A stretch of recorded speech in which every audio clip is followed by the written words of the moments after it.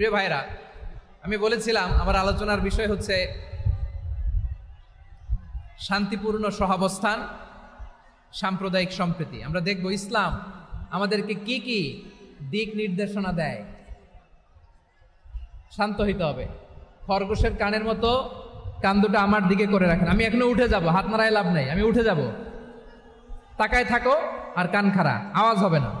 হ্যাঁ, মাশাআল্লাহ মাশাআল্লাহ, ঠিক আছে। আমরা দেখব যে রাসূল সাল্লাল্লাহু আলাইহি ওয়াসাল্লাম এই পিসফুল কোএক্সিস্টেন্সের জন্য আমাদের কি শিখিয়েছেন, কি কি গাইডলাইন দিয়েছেন। আমরা 1, 2, 3, 4 করে এগুলো আপনাদের সাথে শেয়ার করব। আমি আপনাদের খেদমতে সূরাতুল আনআমের 108 নম্বর আয়াত তেলাওয়াত করেছি। এখানে আল্লাহ রাব্বুল ইজ্জা ওয়াল জালাল তিনি ইরশাদ করছেন, ওয়ালা তাসুব্বুল্লাযীনা ইয়াদউনা মিন দুনিল্লাহি ফায়াসুব্বুল্লাহা আদওয়াম বিগাইরি ইলম কাযালিকা যায়্যান্না লিকুল্লি উম্মাতিন আমালাহুম সুম্মা ইলা রাব্বিহিম মারজিউহুম ফায়ুনাব্বিউহুম বিমা কানু ইয়ামালুন। রব্বুল আলামিন বলেন, গোলাম ও আমার ইমানদার বান্দারা শোনো শোনো, ও আমার বিশ্বাসী বান্দারা শোনো শোনো, লা তাসুব্বুল্লাযীনা ইয়াদউনা মিন দুনিল্লাহ ফায়াসুব্বুল্লাহা আদওয়াম বিগাইরি ইলম। ও আমার বিশ্বাসী বান্দারা, যারা আল্লাহকে ব্যতি রেখে, আল্লাহকে বাদ দিয়ে অন্য উপাস্যকে ডাকে, দেবীর পূজা করে, তোমরা খবরদার তাদের গালি দিও না। আওয়াজ করে বলেন, কি দিও না? আল্লাহ বলেন, ও বিশ্বাসীরা শোনো, যারা আল্লাহকে বেছে রেখে দেবীর পূজা করে, অন্য উপাস্যের পূজা করে, তাদেরকে ডাকে, ওই দেবতাদেরকে তোমরা গালি দিও না। যদি ওই দেবতাদেরকে গালি দাও তাহলে ভুলবশত, শত্রুতাবশত তারা তোমাদের রব আল্লাহকে গালি দেবে, ঠিক কি না? তোমরা যদি তাদের দেবতাদের গালি দাও, ওরা রেগে তোমার আল্লাহরে গালি দিবে, তাহলে আল্লাহরে গালি খাওয়ানোর কারণ হয়ে গেলাম আমি, ঠিক কি না? বলেন।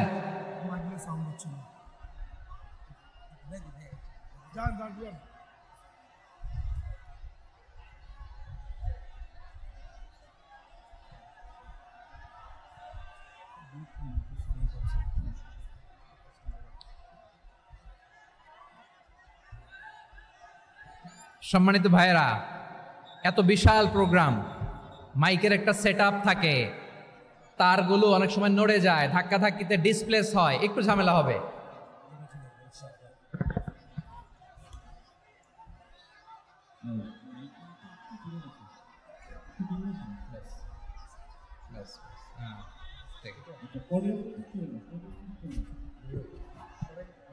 ঠিক আছে, একটু সমস্যা হবে মাঝে মাঝে। আপনারা শান্ত থাকলে, শান্ত থাকতে হবে। এইভাবে সাউন্ড নাই, এই নাই, এই বলতে বলতে আমার সময়ও নাই, উঠে যেতে হবে। এগুলো বোকামি।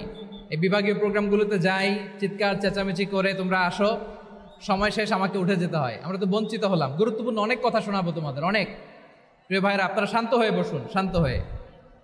রব্বুল আলামিন বলেন, খবরদার বিশ্বাসীরা, আল্লাহ ছাড়া যারা অন্যান্য উপাস্যদেরকে ডাকে, দেবতাদেরকে ডাকে, তাদেরকে তোমরা গালি দিও না। ওই সমস্ত দেবতাদেরকে যদি তোমরা গালি দাও তাহলে তারা আল্লাহকে গালি দিবে, ঠিক কিনা বলেন? আমরা দেবতাদের গালি দিলে ওরা আল্লাহকে গালি দিবে। রব্বুল আলামিন বলেন, খবরদার দেবতাদেরকে গালি দিও না, তাহলে ওরা তোমার রব আল্লাহরে গালি দেবে। প্রতিটি জাতির জন্য তাদের কাজকে আমি আল্লাহ সুশোভিত করে রেখেছি, তারা সবাই একদিন আমার কাছেই ফিরে আসবে।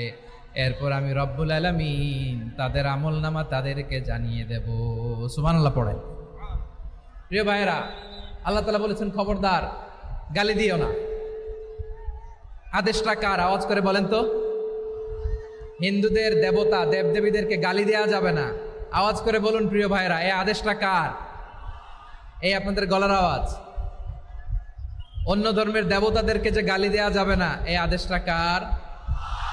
আরো জোরে বলুন, কার? গালি দিবেন কোনো দেবতাকে? দিবেন? যদি দেন তাহলে ওরা আল্লাহরে গালি দিবে, তাহলে আল্লাহরে গালি খাওয়াইলো কে? আপনি, ঠিক কিনা বলেন? আমি আল্লাহকে গালি খাওয়ানোর কারণ হলাম, কারণ আমি যদি গালি না দিতাম ওরা আমার রবকে গালি দিত না। আওয়াজ করে বলেন ঠিক কিনা? তাহলে প্রিয় ভাইয়েরা, ইসলাম আমাদেরকে শিখায়, সূরাতুল আনআমের 108 নম্বর আয়াত থেকে আমরা বুঝলাম কোনো ধর্মকে ছোট করা যাবে না। অন্য ধর্মকে ছোট করা মানে ইসলামকে ছোট করা। অন্য ধর্মের দেবতাকে গালি দেওয়া মানে আল্লাহকে গালি খাওয়ানো। আওয়াজ করে বলেন ঠিক কিনা? খবরদার, এটা করা যাবে না। আর অন্য ধর্মের দেবতাকে যদি আপনি গালি দেন, ওরা ইসলাম থেকে দূরে সরে যাবে। যাও ইসলামের প্রতি আকৃষ্ট হয়েছিল আর কোনোদিন ইসলামের ধারে কাছে আসবে না। আওয়াজ করে বলেন ঠিক কিনা?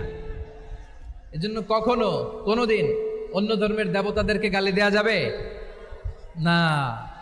অন্য ধর্মের কোনো দেবতাদেরকে আমরা গালি দিব না, গালি দিব না, বরং ইসলামের beauty, the beauty of Islam, ইসলামের সৌন্দর্যকে আমরা তুলে ধরব। আমরা যদি বিশ্বনবী সাল্লাল্লাহু আলাইহি ওয়াসাল্লামের জীবনের দিকে তাকাই, তাহলে আমি দেখব বিষ্ণু ইসলাম মক্কাতে কিংবা মদিনাতে অন্য ধর্মের লোকদের সাথে খুব পিসফুলি লাইফ লিড করেছেন। হোক মুশরিক, হোক খ্রিস্টান, হোক ইহুদি, বিশ্বনবী সবার সাথে মিলেমিশে ছিলেন। আলহামদুলিল্লাহ বলেন। ইসলাম হচ্ছে পিসফুল রিলিজিয়ান। অন্য ধর্মের প্রতি সহনশীলতার সবক ইসলাম আমাদেরকে দেয়। কিন্তু প্রতিটি মুসলিমের এটা মনে রাখতে হবে, আল্লাহর কাছে পছন্দনীয় গ্রহণযোগ্য ধর্ম, জীবনাদর্শ একটি, সেটা হচ্ছে ইসলাম। আওয়াজ করে বলেন সেটা কি? লালমনিরহাটের ভাইয়েরা আওয়াজ করে বলুন, আল্লাহর কাছে মনোনীত ধর্ম একটি, সেটা কি? এজন্য রব্বুল আলামিন বলেন, ইন্নাদ-দীনা ইনদাল্লাহিল ইসলাম, আল্লাহর কাছে মনোনীত গ্রহণযোগ্য অ্যাকসেপ্টেড ধর্ম মতাদর্শ একটা, সেটা হলো ইসলাম। ইসলাম ছাড়া অন্য কোনো ধর্ম যদি কেউ তালাশ করে, তার ওই ধর্ম আল্লাহ গ্রহণ করবে না। ওমাই ইয়াবতাগি গায়রাল ইসলামি দীনান ফালাই ইউকবালা মিন ওয়া হুয়া ফিল আখিরাতি মিনাল খাসিরিন।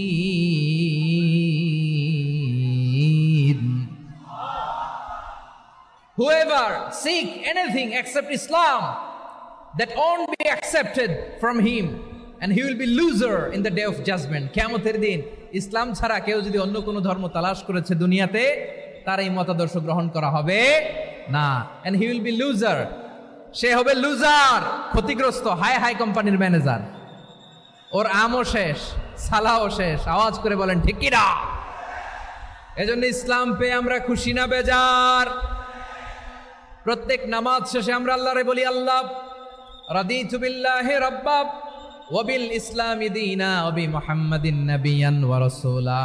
ও আল্লাহ, তোমারে রব হিসেবে পেয়ে আমরা খুশি। ও আল্লাহ, ইসলামকে ধর্ম হিসেবে পেয়ে আমরা খুশি। বিশ্বনবীকে আমাদের রাসূল পেয়ে আমরা খুশি। ঠিক কিনা বলেন? ইসলাম ছাড়া অন্য কোনো ধর্ম আমরা গ্রহণ করব না।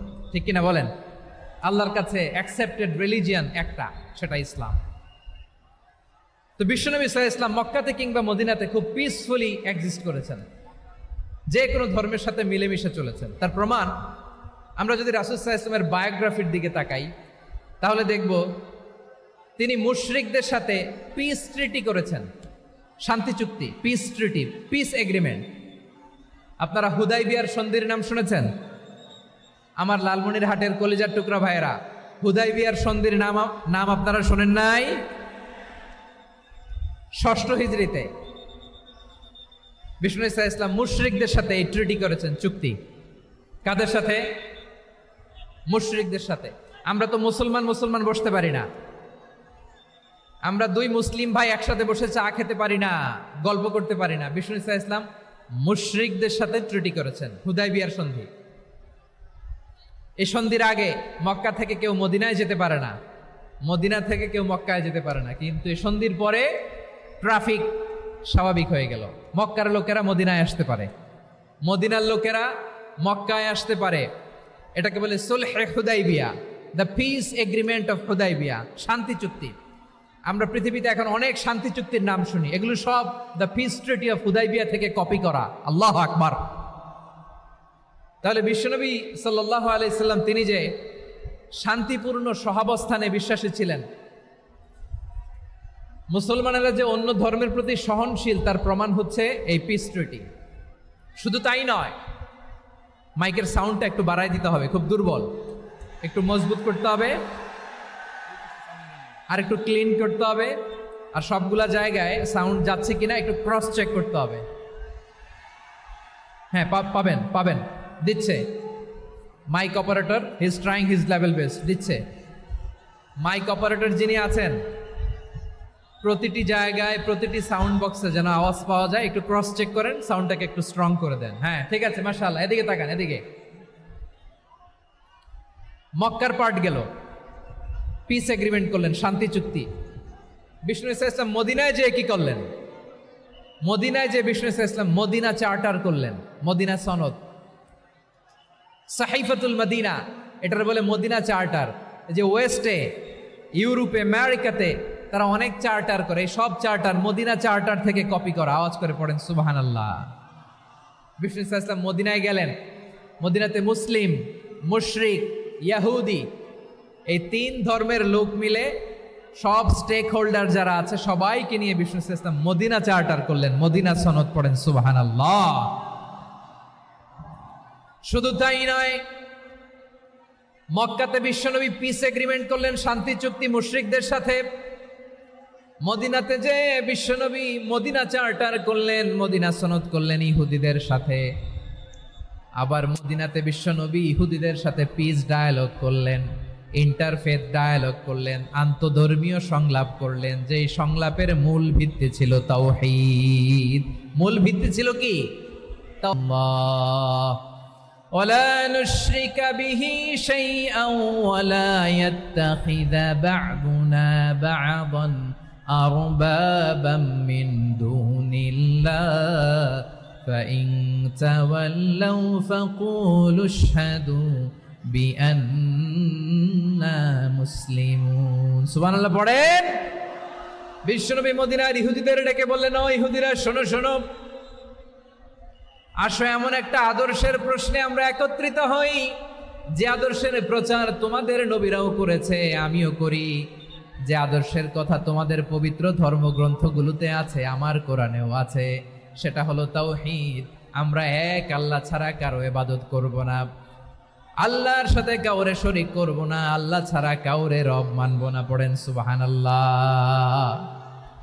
তাহলে আমার প্রিয় লালমনিরহাটের ভাইরা, মদিনাতে যে তিনি মদিনা চার্টার করলেন, মদিনা সনদ, পিস ডায়ালগ করলেন, শান্তির সংলাপ, ইন্টারফেথ ডায়ালগ করলেন, আন্তধর্মীয় সংলাপ, যার ভিত্তি ছিল তাওহীদ। সুবহানাল্লাহ পড়েন। তাহলে অন্য ধর্মের প্রতি সব সময় ইসলাম সহনশীল, টলারেন্স।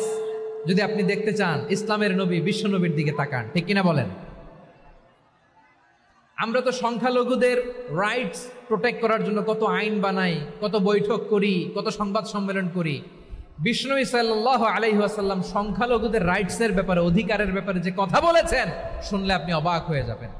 বিশ্বনবী বলেন, আলা মান যালামা মুআহাদান আও ইনতাকাসাহু আও কাল্লাফাহু ফাওকা তাআতিহি আও কাল্লাফাহু ফাওকা তাকাতিহি আও আখাযা মিনহু শাইআন বিগাইরি তিবি নাফসিন ওয়া আনা হাজিজুহু ইয়াউমাল কিয়ামা। খবরদার, জেনে রেখো, কেউ যদি কোনো সংখ্যালঘুর উপরে অত্যাচার করে, কোনো সংখ্যালঘুর প্রাপ্য থেকে যদি কেউ কাউকে ঠকায়, সংখ্যালঘুর উপর যদি কেউ কষ্ট দেয়, কোনো সংখ্যালঘুর সম্পদ যদি কেউ জোর করে কেড়ে নেয়, আমি কিয়ামতের দিন বিশ্বনবী ওই সংখ্যালঘুর পক্ষে আর ওই মুসলমানদের বিপক্ষে বাদী হয়ে দাঁড়াবো।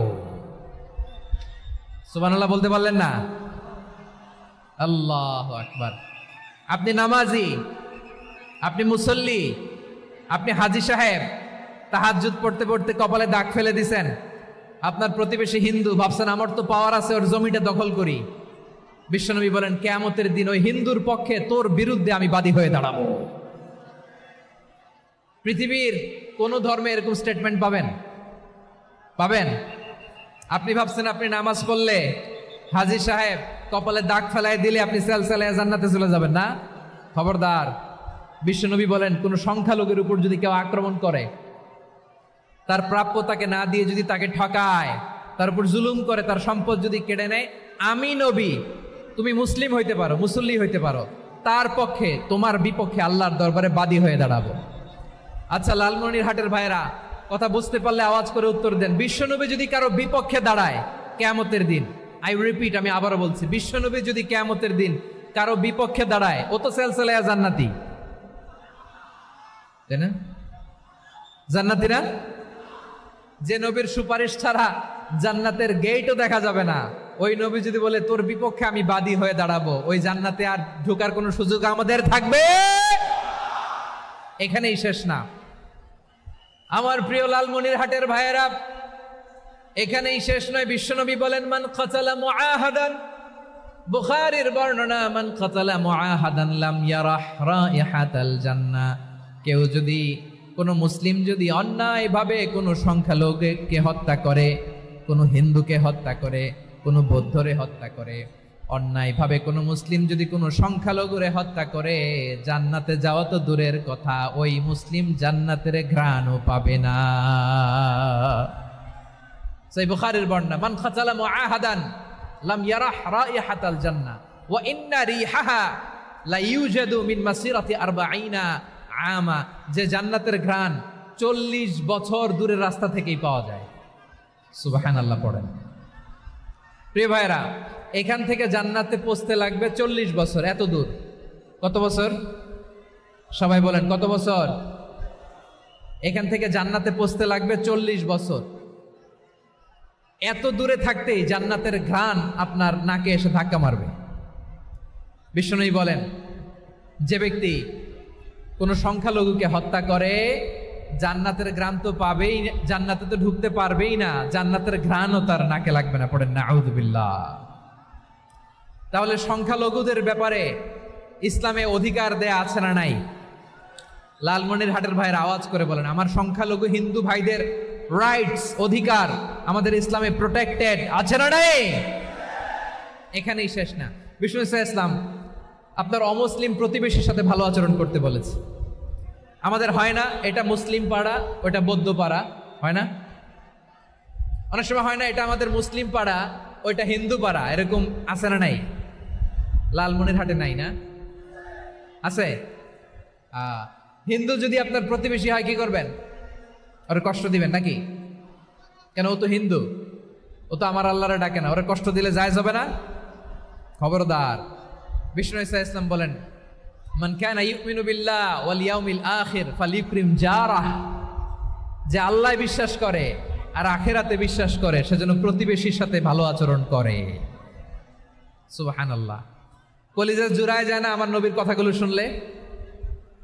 যে আল্লাহ বিশ্বাস করে, যে আখিরাতে বিশ্বাস করে, সেজন্য প্রতিবেশীর সাথে ভালো আচরণ করে। এখানে বলছে মুসলিম প্রতিবেশী, বলছে নামাজি প্রতিবেশী, বলছে আল্লাহওয়ালা প্রতিবেশী, বলছে না। প্রতিবেশী আস্তিক হোক নাস্তিক হোক, প্রতিবেশী মুমিন হোক মুশরিক হোক, প্রতিবেশী হইলেই তার সাথে ভালো আচরণের দরকার আছে না নাই? আমার প্রিয় লালমনিরহাটের ভাইয়েরা, বিষ্ণু ইসলাম ওনার ইহুদি প্রতিবেশীদের দেখাশোনা করতেন। আওয়াজ না শোনা যাক, আমারও তো দেখা যায়, আমারও তো দেখা যায়। তাকায় থাকেন, তাকায় থাকলে সওয়াব হবে। কোরআনের কথা যেখান থেকে হয়, এদিকে তাকায় থাকলেই বরকত। তাকায় থাকেন। জি জি, মাইক, আমি তো আর মাইক ঠিক করতে আসি না এদিকে, এই মাইক ঠিক করব, ওই মাইক ঠিক করব, ওদিকে পাইলট বলবে হুজুর চলে আসেন। জি বসুন, বসুন, মাশাআল্লাহ। হ্যাঁ, খুব শান্ত, ঠিক আছে।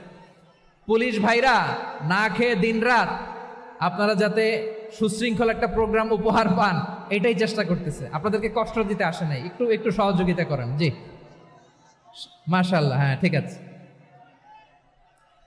আমার প্রিয় ভাইরা, প্রতিবেশী আস্তিক হোক নাস্তিক হোক, মুসলিম হোক হিন্দু হোক, তার সাথে ভালো আচরণ করতে হবে। বিষ্ণু ইসলাম ওনার ইহুদি প্রতিবেশীর বাসায় যেতেন। কোন প্রতিবেশী? ইহুদি। আওয়াজ করে বলেন, কোন প্রতিবেশী? ইহুদি।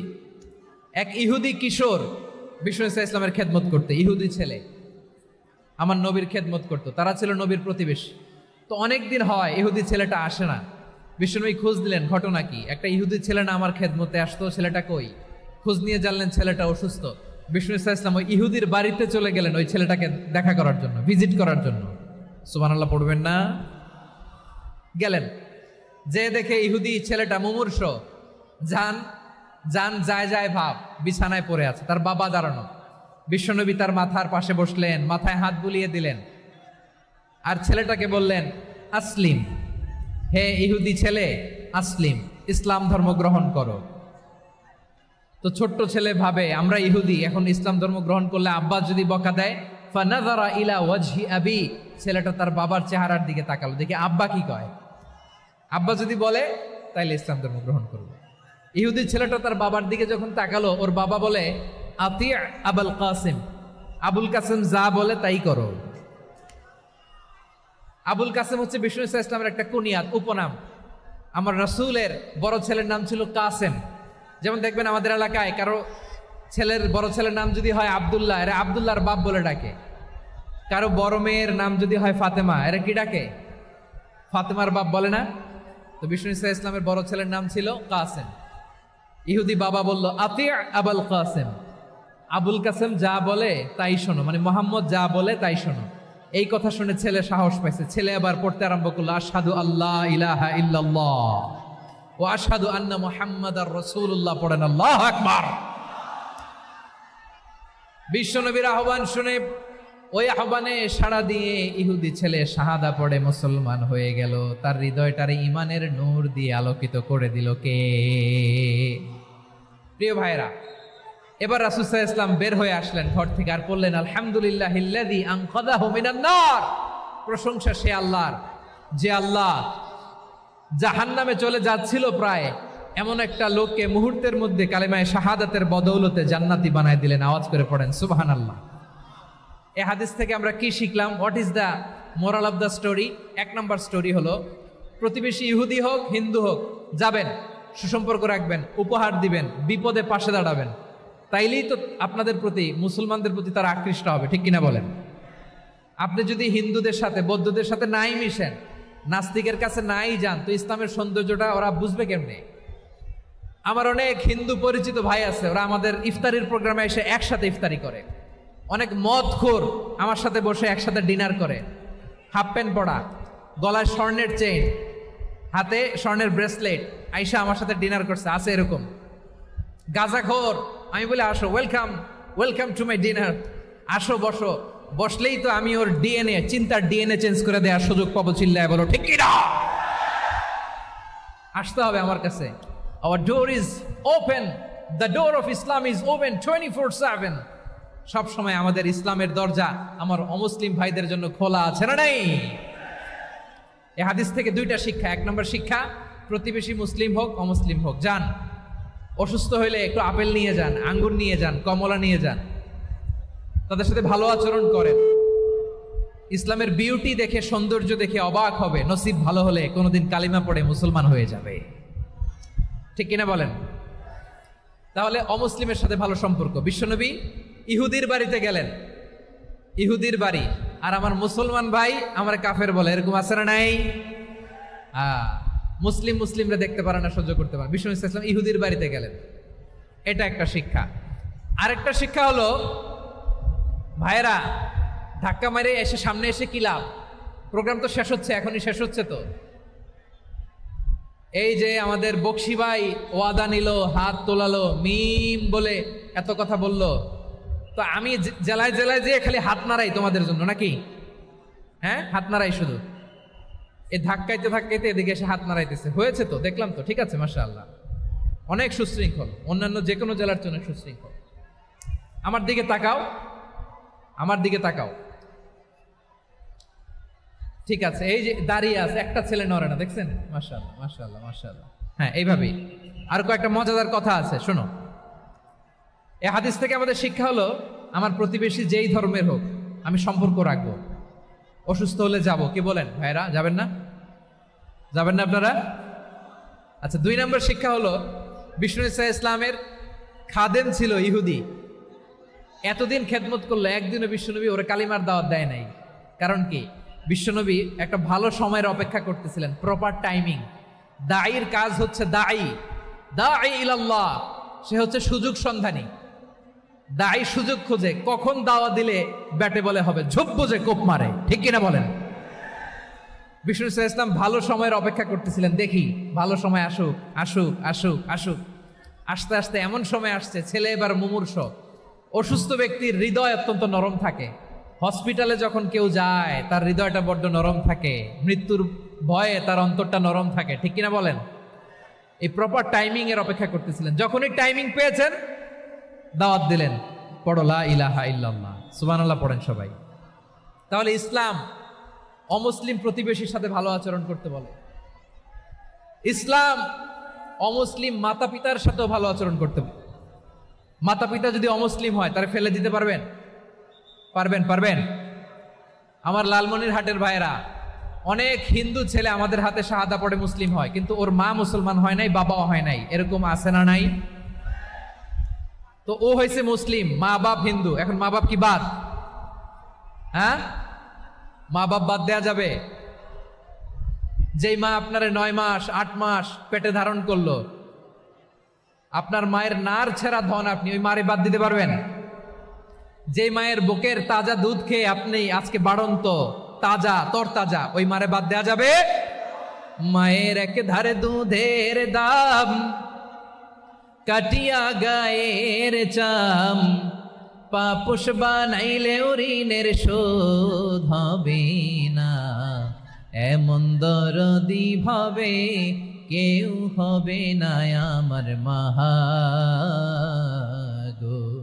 মায়ের এক ধারে দুধের দাম, কাটিয়া গায়ের চাম, পাপুষ বানাইলে ঋণের শোধ হবে না, এমন দরদি ভাবে কেউ হবে না আমার মাহা গো, ঠিক কিনা? মাকে তো বাদ দেয়া যায় না। وَقَضَى رَبُّكَ أَلَّا تَعْبُدُوا إِلَّا إِيَّاهُ وَبِالْوَالِدَيْنِ إِحْسَانًا। আল্লাহ বলে অবধারিত দুইটা ভার্ডিক্ট তোমাদের জন্য, এক আল্লাহর ইবাদত করবা আর মা বাবার প্রতি ইহসান করবা। আদেশটা কার? মা বাবার প্রতি ইহসান করতে হবে। আমার মা হিন্দু হোক ভালো আচরণ করতে হবে, বৌদ্ধ হোক ভালো আচরণ করতে হবে। আমার যে সমস্ত হিন্দু ভাইয়েরা মুসলিম হয়েছ, তোমাদের মা বাবা এখনো মুসলমান হয় নাই, তাদের সাথে ভালো আচরণ করতে হবে। আপনাদের খেদমত নিজে করতে হবে অথবা খেদমতের ব্যবস্থা করাই দিতে হবে। মান্থলি যে খরচ লাগে এটা দিতে হবে। আরে তুমি এখন মুসলিম, তোমার মা বাবা হিন্দু, এখনই তো সুযোগ ইসলামের সৌন্দর্য দেখানো। এখন মা বাবা যদি দেখে আরে এটা হিন্দু থাকতে তো বদমাইশ ছিল, বেয়াদব ছিল, কি এমন ধর্ম সে গ্রহণ করলো যেটা গ্রহণের সাথে সাথে সে পাল্টে গেল? কি এমন ধর্ম সে গ্রহণ করেছে যেটা তার জীবনকে আলোকিত করে দিয়েছে? নসিব ভালো হইলে তারাও কালিমা পড়ে মুসলমান হয়ে যাবে। বিষ্ণু ইসলামের স্ত্রীর নাম ছিল আয়েশা রাদিয়াল্লাহু তাআলা আনহা, আবু বকর রাদিয়াল্লাহু তাআলা আনহুর মেয়ে। আবু বকর রাদিয়াল্লাহু তাআলা আনহুর আরেক মেয়ের নাম হচ্ছে আসমা। কি নাম? দুজনই আবু বকর রাদিয়াল্লাহু তাআলা আনহুর মেয়ে, আসমা আর আয়েশা। নাম দুইটা কেমন লাগে? আসমা নামটা কেমন লাগে? আয়েশা নামটা কেমন লাগে? সবার ভালো লাগে নাই? নাম দুটো আপনাদের ভালো লাগে? লালমনিরহাটে অনাগত যদি কন্যা সন্তান হয়, যদি মনে চায় আসমা রেখে দিতে পারবেন, যদি মনে চায় আয়েশা রেখে দিয়েন। দেশে বিদেশে এয়ারপোর্টে রাস্তাঘাটে শুধু বলে হুজুর একটা নাম দেন, আমার ছেলের একটা নাম দেন, মেয়ের একটা নাম দেন। তো আমার মনে আছে যশোরের আদ্দিনের মাহফিলে আমি একটা দুইটা নাম দিয়েছিলাম। আজকে লালমনিরহাটের এই প্রোগ্রামে কন্যা সন্তান যদি হয় দুটা নাম দিলাম, আসমা কিংবা আয়েশা। ইনশাআল্লাহ পড়েন। দুজন বোন, এক মায়ের নাম, বাবা এক মা দুইজন। আয়েশা রাদিয়াল্লাহু তাআলা আনহার মায়ের নাম উম্মে রুমান, আর আসমা রাদিয়াল্লাহু তাআলা আনহার মায়ের নাম কুতাইলা বিনতে আব্দুল উজ্জা। আবু বকর রাদিয়াল্লাহু তাআলা আনহু 4টা বিয়ে করেছিলেন। তো একই ঘটনা ঘটেছে এই ফ্যামিলিতে। আসমা ইসলাম ধর্ম গ্রহণ করে মুসলিমা, কিন্তু তার মা কুতাইলা মুশরিকা। আই রিপিট, বোঝার জন্য আমি আবারও বলি, আসমা রাদিয়াল্লাহু তাআলা আনহা মুসলিমা, আর আসমার মা কুতাইলা, আওয়াজ করে বুঝে থাকলে বলেন, আসমার মা মুশরিকা। তার মানে মেয়ে মুসলিম, মা অমুসলিম, ভেজাল আছে না নাই? কিন্তু কুতাইলা আর ধৈর্য ধারণ করতে পারে না। নার ছেড়া ধন, কলিজার টুকরা ধন, কলিজার টুকরা সন্তান আসমারে দেখতে বড্ড মন চায়। সাইয়েদনা আসমা রাদিয়াল্লাহু তাআলা আনহা মক্কা থেকে হিজরত করে মদিনায় চলে গেলেন হুদাইবিয়ার পর। যখন মক্কা মদিনার ট্রাফিক স্বাভাবিক হলো, মক্কার লোক মদিনায় যায়, মদিনার লোক মক্কায় আসে। কুচাইলা কলিজার টুকরা সন্তান আসমারে দেখার জন্য কিছু উপহার নিয়ে বিশাল মরুপথ পাড়ি দিয়ে মক্কা থেকে মদিনায় যায়। সুবহানাল্লাহ বলেন।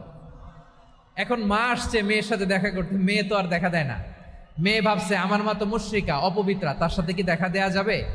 বিশ্বনবীর দরবারে চলে গেলেন। সুবহানাল্লাহ বলেন। কি সৌভাগ্যবান ছিল তারা, মাসলা জানার দরকার হলেই নবীর দরবারে চলে যেত। ঘরে বউয়ের সাথে ঝগড়া হলে নবীর দরবারে চলে যেত।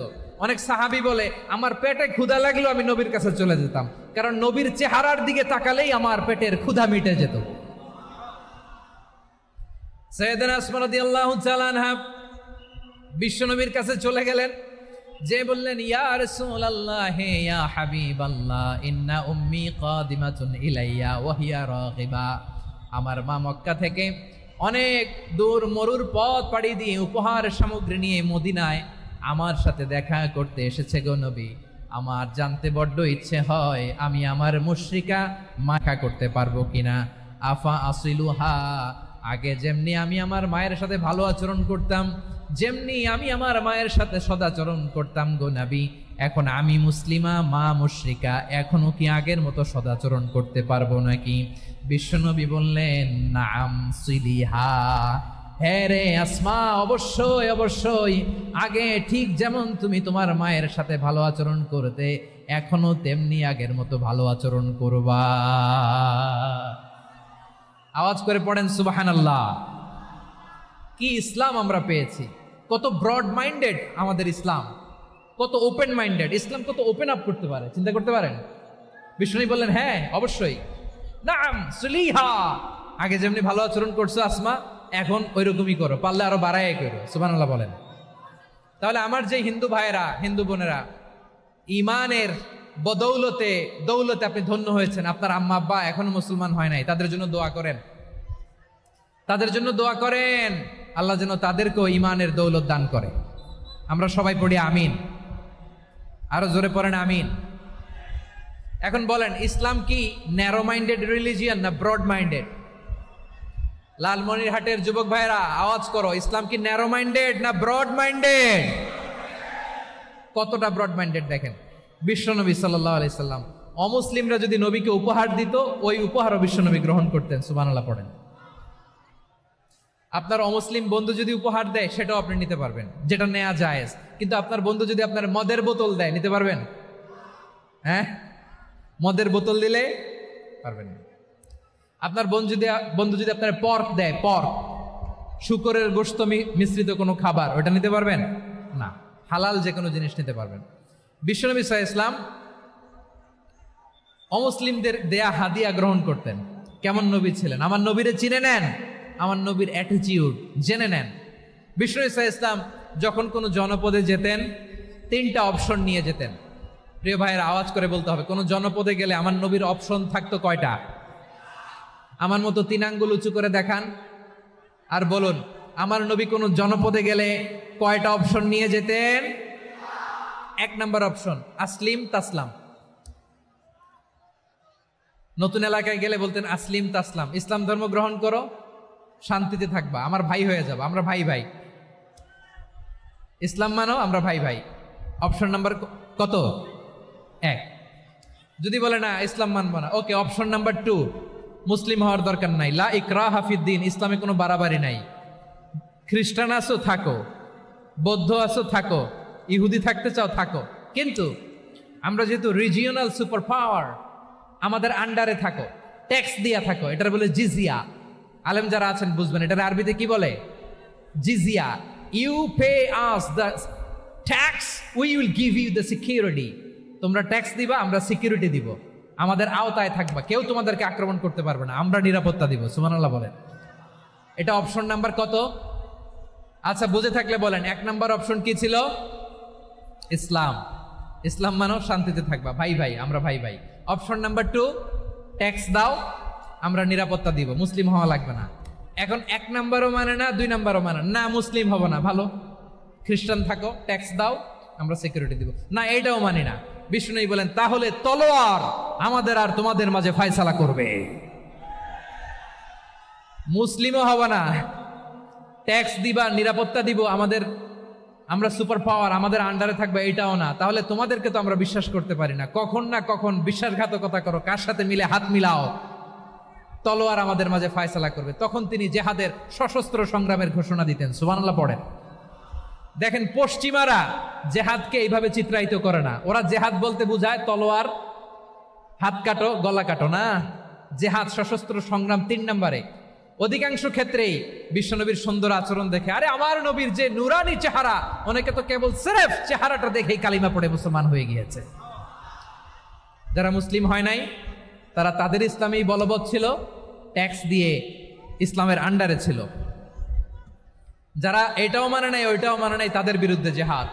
বিষ্ণু ইসলাম 7ম হিজরিতে যখন খায়বার বিজয়ের পরে ইসলাম রিজিওনাল সুপার পাওয়ার হিসেবে আত্মপ্রকাশ করলো, বিশ্বনবী চিঠি লিখলেন অন্যান্য সুপার পাওয়ারের কাছে, রাষ্ট্রীয় চিঠি লেখে এক রাষ্ট্রপ্রধান আরেক রাষ্ট্রপ্রধানের কাছে। ঠিক কিনা বলেন? জানেন না আপনারা? এই যে 24-এর ছাত্র নাগরিক অভ্যুত্থানে, এই অভ্যুত্থান যখন শুরু হয়, আমি তখন সাউথ আফ্রিকাতে, একটা স্ট্যাটাস দিয়েছিলাম, কোটা নয় গোটা দেশ সংস্কার করা লাগবে। শুধু বাংলাদেশ নয়, সারা বিশ্বের বাংলা ভাষাভাষী লোকেরা এই আন্দোলনের সাথে সমর্থন তারা করেছে, এটাকে সাপোর্ট করেছে, তারা সমর্থন দিয়েছে। আমাদের ইউনাইটেড আরব আমিরাতের বাংলাদেশি ভাইয়েরা তারা সেখানে রাস্তায় নেমে এসেছিল, জানেন? ওইখানে ডেমনস্ট্রেশন করা যায় না, সেখানকার সরকার তাদেরকে যাবজ্জীবন দিয়েছিল। তখন আমাদের এই যে প্রধান উপদেষ্টা ডক্টর মোহাম্মদ ইউনূস সরাসরি G2G বলে, এটারে G2G, government to government, G2G, উনি চিঠি লিখলেন যে তাদেরকে, ইউর হাইনেস, হে সম্মানিত আমির, আপনি আমার এই চিঠির কারণে আমার সম্মানে এই 53 জন বাংলাদেশিকে মাফ করে দেন। এই চিঠির বদৌলতে বেকসুর খালাস পেয়ে গিয়েছিল আমাদের ভাইরা। জানেন না এই ঘটনা আপনারা? তাহলে গভর্নমেন্ট টু গভর্নমেন্ট চিঠি দেওয়া হয়। 7ম হিজরিতে বিষ্ণু ইসলাম সব সুপার পাওয়ারের কাছে চিঠি দিলেন, রোমান সম্রাটের কাছে, পারস্য অধিপতির কাছে, মিশরের অধিপতির কাছে, সবার কাছে চিঠি লিখলেন। চিঠির ভাষা ছিল এরকম, মিন মুহাম্মাদিন রাসূলিল্লাহ ইলা মুকাওকিস আযীমিল কিবত, মুহাম্মদ রাসূলুল্লাহর পক্ষ থেকে মিশরের বাদশার কাছে, আসলিম তাসলাম, ইসলাম মানো শান্তিতে থাকবা, সালামুন আলা মান ইত্তাবা আল হুদা, শান্তি তার জন্য যে হেদায়েতের অনুসরণ করে। সুবহানাল্লাহ পড়েন।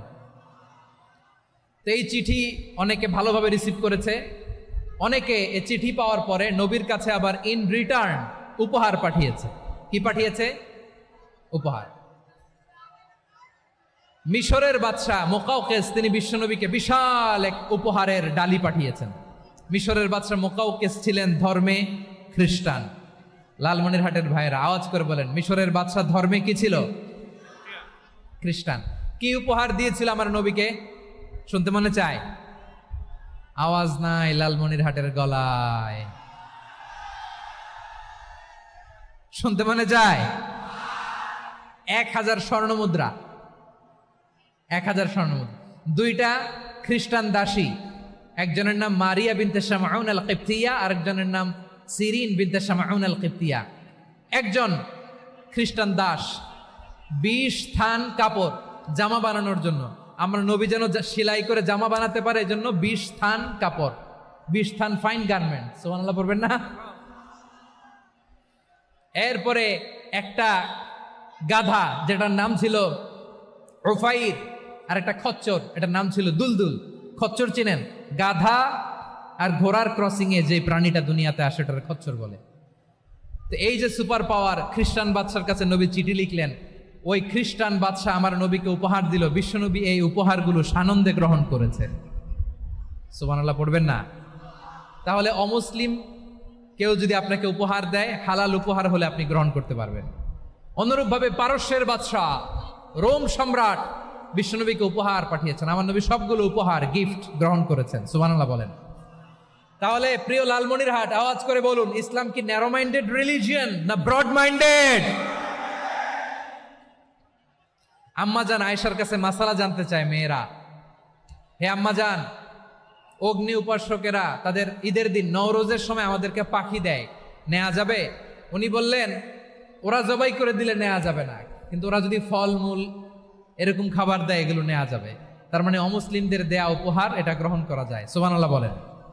শুধু তাই নয়, বিষ্ণু ঈসা ইসলাম অমুসলিমদের সাথে আর্থিক লেনদেনও করেছেন, ফিনান্সিয়াল ডিলিং করেছেন। অমুসলিমদের সাথে প্রয়োজনে আপনি ফিনান্সিয়াল ডিলিং করতে পারবেন। আমরা প্রায় দেখি বাজারের মিষ্টির দোকানগুলো আমার হিন্দু ভাইদের। লালমনিরহাটে মিষ্টির দোকান, দইয়ের দোকান কারা চালায়? হিন্দুরা চালায় না? তারপরে যে বারবার শপ, চুল কাটে যে নাপিত, অধিকাংশ নাপিতের দোকানে কারা? আমার হিন্দু ভাইরা। তা আপনি চুল কাটতে পারবেন কিনা বলেন? পারবেন। তার দোকান থেকে দই মিষ্টি কিনতে পারবেন কিনা? হ্যাঁ, আমার মুসলিম ভাইয়ের দোকান থাকলে ওইটারে আমি বেশি প্রায়োরিটি দিব, ঠিক কিনা? কিন্তু যদি তাদের সার্ভিস নিতে চান, প্রোডাক্ট নিতে চান, পারবেন। তার দলিল সহিহ বুখারী, আম্মা জান আয়েশা রাদিয়াল্লাহু তাআলা আনহা বলেন, ইশতারা রাসূলুল্লাহ সাল্লাল্লাহু আলাইহি ওয়াসাল্লাম মিন ইয়াহুদিয়িন তুআমান ওয়া রাহানাহু দিরআহু মিন হাদিদ। রাসূল সাল্লাল্লাহু আলাইহি ওয়াসাল্লাম এক ইহুদির কাছ থেকে, কার কাছ থেকে? সবাই বলে নাই কার কাছ থেকে? আমার নবী, পেয়ারা নবী এক ইহুদির কাছ থেকে জব কিনেছিল। জব, বার্লি, যেটা দিয়ে রুটি বানায়। ওই জবের দাম দেওয়ার টাকা পয়সা নবীর কাছে ছিল না। ফলে নবী ওনার একটা পোশাককে মর্গেজ রেখেছিলেন, মর্গেজ, বন্ধক, যে এখন এটার দাম দিতে পারবো না, কয়েক কেজি বার্লি নিয়ে যাই আর বন্ধক হিসেবে আমার জামাটা রেখে গেলাম, যেই দিন দাম দিব ওই দিন জামাটা ছুটাই নিয়ে যাব। সুবহানাল্লাহ পড়বেন না? বাকিতে নিছিলেন, বাকিতে। দিরআহু মিন হাদিদ, লোহার তৈরি বর্ম, মানে যুদ্ধের পোশাক, লোহা দিয়ে বানানো। বিষ্ণুনবী বললেন, কয়েক কেজি জব দাও, টাকাটা পরে দিব, এখন টাকা নাই, বন্ধক হিসেবে, মর্গেজ হিসেবে আমার জামা রেখে গেলাম, যখন টাকা দিব জামা ছুটায় নিব। আওয়াজ করে বলতে হবে সুবহানাল্লাহ। এ থেকে বোঝা গেল অমুসলিমদের সাথে ফিনান্সিয়াল ডিলিং করা যায়, অর্থনৈতিক লেনদেন করা যায়, কেনাবেচা করা যায়, প্রোডাক্ট কেনা যায়। এমনকি আমাদের মসজিদে নববীতে বারান্দায় আপনারা একটা অটোমেটিক ফ্লাইং আমব্রেলা দেখছেন? সূর্য যখন বাড়ে মসজিদে নববীর বারান্দায় ইয়ার্ডের মধ্যে অটোমেটিক্যালি কিছু আমব্রেলা আছে, সাঁ করে খুলে যায়, আর সূর্যের তাপ লাগে না। আবার সন্ধ্যাবেলায় এই আমব্রেলাগুলো ওরা ক্লোজ করে ফেলে, দেখেন নাই না? দেখছেন? এই মসজিদে নববীকে সর্বোচ্চ উন্নত মানের কনস্ট্রাকশন ইনফ্রাস্ট্রাকচারে ডেভেলপ করার জন্য কর্তৃপক্ষ কিছু অমুসলিম ইঞ্জিনিয়ারের, ডিজাইনারের সহায়তা নিয়েছিল। সুবহানাল্লাহ বলেন। কোন দলিলের ভিত্তিতে? এই দলিলের ভিত্তিতে যে বিষ্ণু ঈসা ইসলাম অমুসলিমদের সাথেও লেনদেন করেছেন। আওয়াজ করে বলতে হবে আল্লাহু আকবার। শুধু তাই নয়, ইন কেস অফ ইমার্জেন্সি, প্রয়োজনে ইসলামের খাতিরে, ইসলামকে সামনের দিকে এগিয়ে নিয়ে যাওয়ার জন্য অমুসলিমদের সাপোর্ট নেওয়া জায়েজ আছে। সুবহানাল্লাহ বলেন। অমুসলিমদের সাপোর্ট নেয়া, তাদের থেকে অর্থ নেয়া, পলিটিক্যাল সাপোর্ট, পলিটিক্যাল অ্যাসাইলাম নেওয়া জায়েজ আছে। আমাদের অনেক বিশ্ববরেণ্য দায়ীরা আমেরিকায় অস্থায়ীভাবে অ্যাসাইলাম নিয়ে থাকে, নিজের দেশে গেলে ফাঁসিতে ঝুলাই দিবে। যুগ যুগ ধরে দায়ীদের উপরে এরকম অত্যাচার আর নির্যাতন আছে না নাই? মিশরের অনেক দায়ীরা পাশ্চাত্যে যেয়ে থাকে। এই যে তারা পলিটিক্যাল অ্যাসাইলাম নিয়ে থাকে, রাজনৈতিক আশ্রয়, এটা জায়েজ আছে না? এটা যে জায়েজ আছে তার প্রমাণ স্বয়ং বিশ্বনবী সাল্লাল্লাহু আলাইহি ওয়াসাল্লাম পলিটিক্যাল সাপোর্ট নিয়েছিলেন অমুসলিমদের কাছ থেকে। সুবহানাল্লাহ বলেন। খুব মজাদার একটা ঘটনা, শুনবেন? আপনাদের আগ্রহ দেখে তো মনে হয় না শোনার ইচ্ছা আছে। আছে আছে? গলায় জোর আছে? লিল্লাহি তাকবীর, লিল্লাহি তাকবীর, নারে তাকবীর। মাশাআল্লাহ।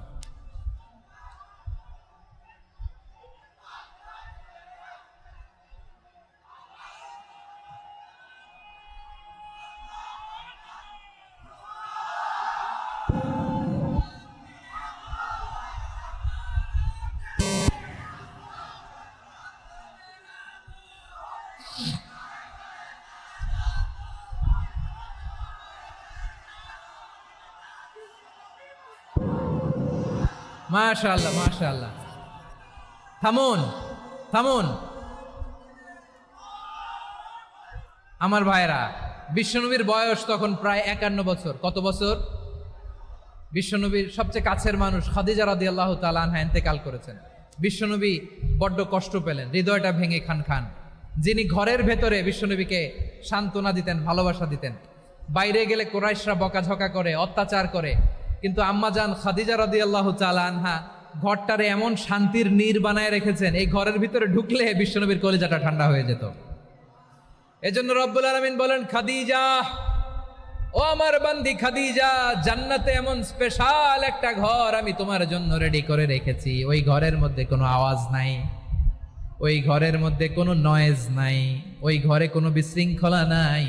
কারণ মক্কার জমিনে আমার নবী কুরাইশদের বিশৃঙ্খলা, নয়েজ আর ঝামেলাগুলোকে উপেক্ষা করে যখন তোমার ঘরের ভেতরে ঢুকতো, ঘরটারে তুমি শান্তির নীড়, ঠান্ডা, নীরব, নিস্তব্ধ, নিঝুম আর শান্তির নীড় বানিয়ে রেখেছ।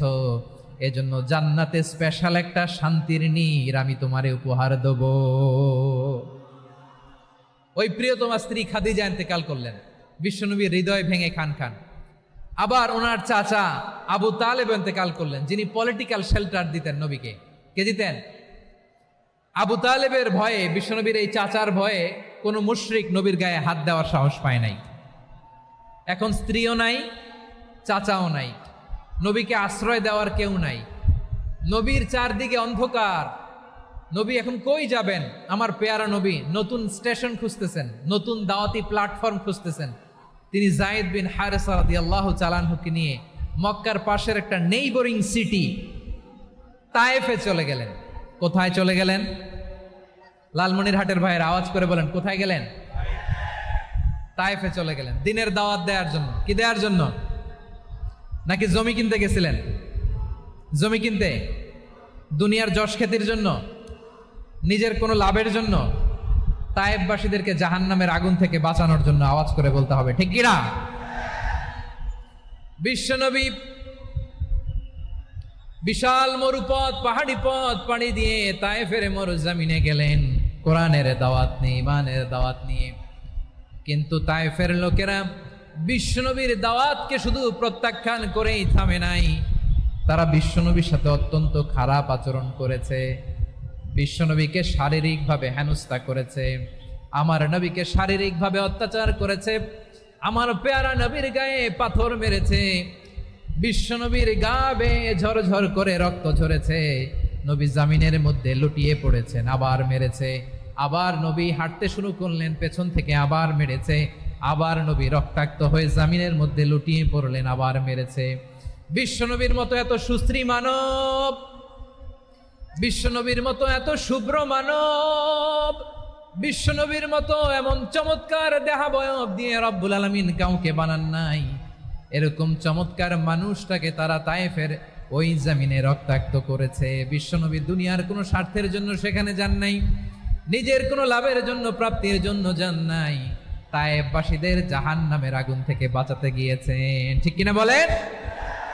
খে না খে দিন প্রচারের কাজে নিজেকে দিয়েছ বিলিয়ে, তায়েফের কাফিরেরা চিনল না সে আলো, দুষ্ট ছেলেদের পিছু দিল লেলিয়ে, পাথরের আঘাতে ক্ষত বিক্ষত হয়ে সারা শরীর থেকে রক্ত ঝরে। হে রাসূল, তোমাকে ভুলি আমি কেমন করে।